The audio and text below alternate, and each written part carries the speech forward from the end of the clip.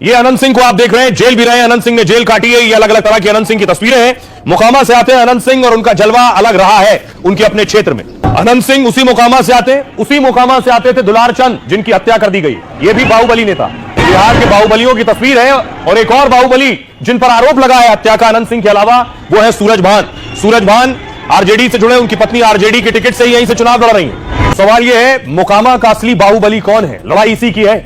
देखिए कौन कौन से बाहुबली हैं। सबसे पहले अनंत सिंह की राजनीति 2005 में जेडीयू से शुरू हुई।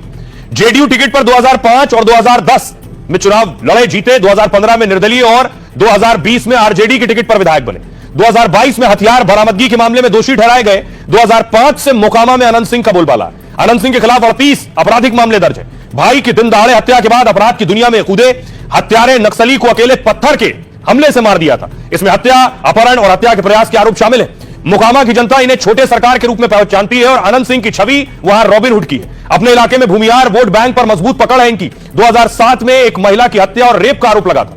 अगला नाम है सूरज भान का। सूरज भान बिहार के बाहुबली नेताओं में शामिल है। सूरज भान ने अपराध से राजनीति की ओर कदम बढ़ाया।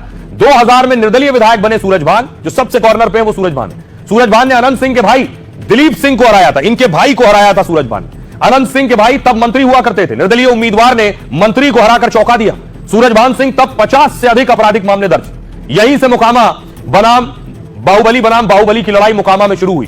2004 में एलजेपी के टिकट पर सांसद बने सूरज भान। ब्रिज बिहारी प्रसाद हत्याकांड में सूरज भान को सजा हुई। 2014 में वो इस मामले में बरी हुए, लेकिन चुनाव लड़ने पर प्रतिबंध के चलते अब अपनी पत्नी को उतार दिया है। पत्नी इनकी वीणा देवी 2014 में मुंगेर से सांसद चुनी गई। अब मोकामा से आरजेडी की उम्मीदवार है। और अब बात दुलार चंद की, जिनकी हत्या हुई। मोकामा के टाल क्षेत्र के दबंग और बाहुबली रहे। पूरे इलाके में दुलार चंद का बोलबाला रहा। दुलार चंद हत्या के प्रयास, अपहरण के मामले इनके ऊपर रहे। रंगदारी, आर्म्स एक्ट सहित कई गंभीर मामले दर्ज हुए। 1991 में कांग्रेस नेता सीताराम सिंह मर्डर केस में भी नाम आया।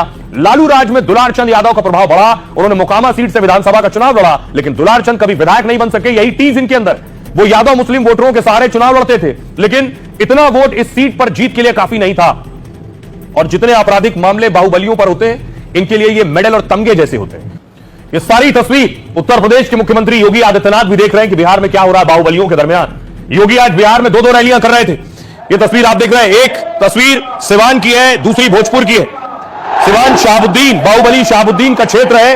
वो बाहुबली शहाबुद्दीन पर भी जमकर बरस रहे हैं। अब देखिए जरा, योगी बिहार में थे। 3 रैलियों को योगी ने संबोधित किया है। योगी की पहली रैली बाहुबली शहाबुद्दीन के गढ़ सिवान में। 3 दिन में योगी की सिवान में दूसरी रैली हो गई है। योगी ने यहां मंगल पांडे के लिए वोट मांगे। योगी ने एक बार फिर शहाबुद्दीन के बेटे पर हमला किया। परसों में रघुनाथपुर इसलिए आया था, योगी ने कहा, क्योंकि वहां एक खानदानी माफिया फिर से कब्जा करना चाहता है। बिहार में माफिया सत्ता में वापसी करना चाहते हैं। योगी ने वोटरों से कहा इससे बिहार को बचाना होगा। योगी ने कहा यूपी में दंगा नहीं, सब चंगा है। वहां हमने बुलडोजर से रौंद कर माफियाओं का कचूमर निकाल दिया। दंगा भड़काने की कोशिश करने वालों को हमने जेल में डाला। उसकी संपत्ति जब्त करके गरीबों के लिए घर बनवा दिए। साथ ही योगी ने जंगल राज को लेकर लालू तेजस्वी को घेरा है। आइए सुनिए जरा।